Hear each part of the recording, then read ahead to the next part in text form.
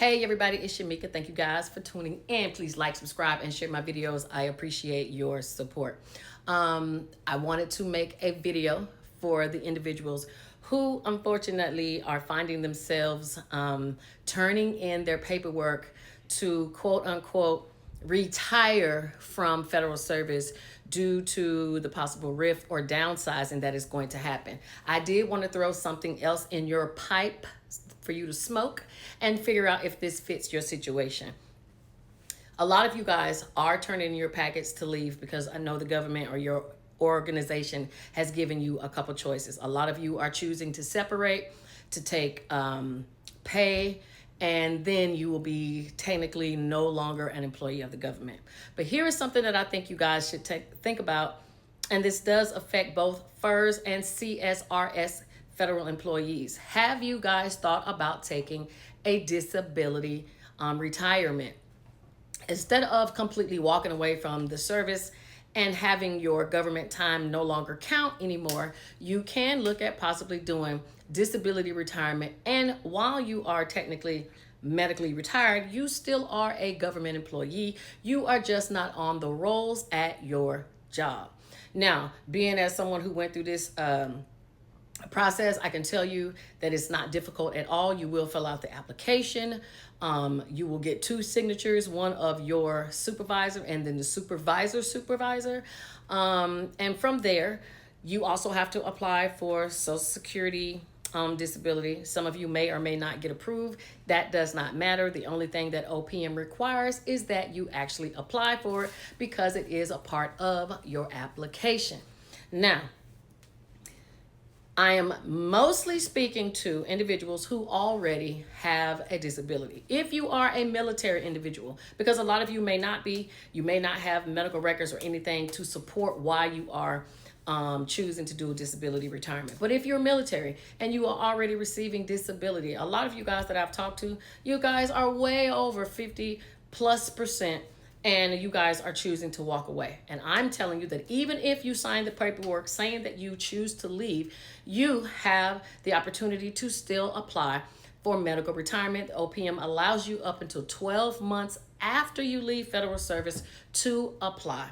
So if you find that, hey, you made this decision, it was under duress, you didn't have time to properly consider all the options, because of course disability retirement isn't going to be one, because why would they want you to leave and get paid?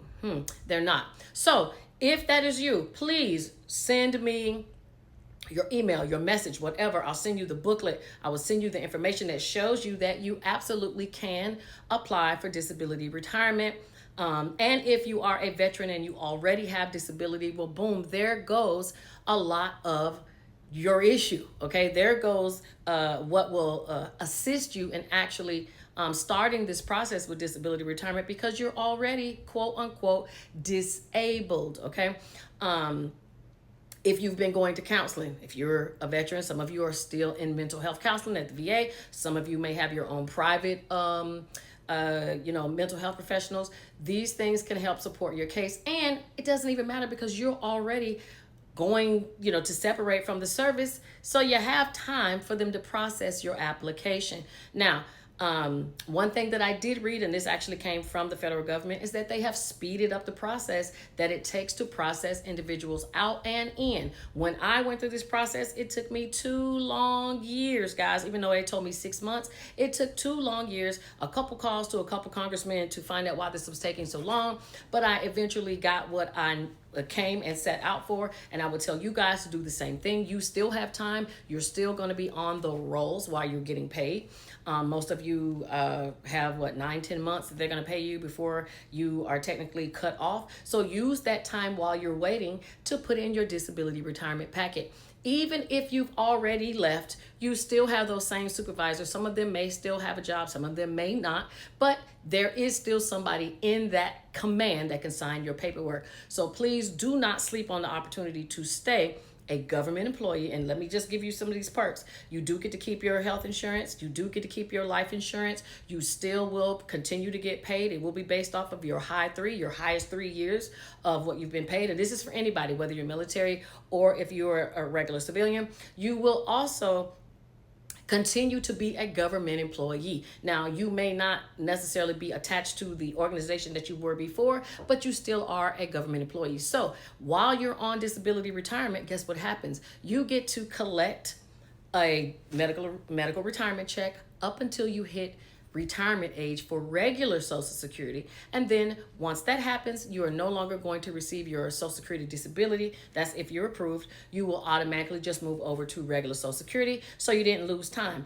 Now, in the event this administration goes away, now the government wants to start hiring everybody back, guess what? You get some preference because you are already an employee. You still are an employee. You may fall under a different category, but that time that you've been sitting out, not working, collecting your disability, your medical retirement pay from OPM, you are still being those years are still counting. So you don't really lose anything. I don't want to see you guys walk away from your jobs because you really had no other choice. Some of you are afraid of getting riffed, which is understandable. But if you are going to go and sit home anyway, why not use that time to wait to see if the determination is, a yay or a nay when it comes to putting in for your disability, especially if a lot of you are already suffering with disabilities. It almost just makes sense. But again, they're not going to tell you to do that because why do they want a lot of you guys to do it? So you guys can still be getting a check and still be an employee. That is not what they want. They want to downsize. But this way, some of you are not walking away from 17 years of, and I do know people who've been in the government and it's, they're almost to their retirement and now they have to leave. And I don't want to see them lose that time because who's going to go and put in another 17 years somewhere else when you're already middle-aged or older, okay? So that is something to think about. If you guys have any questions, please, you can always reach out to me. ShamikaSaves.com is my website. You can send me a message. I do try to get back to all of you. And if you got my phone number, which a lot of you do, send me a text, as well as please make sure you go to my YouTube and like my YouTube videos. Also, make sure you subscribe because sometimes I might not post a video here on TikTok because, well, maybe because I just don't want to, okay? But anyway, if you guys need any information about putting in a OPM disability retirement packet, even though you've already chosen to leave the organization, you still have an opportunity to do so. Please keep me in mind if you have any questions, and I'll talk to you guys soon. Have a good one. Bye.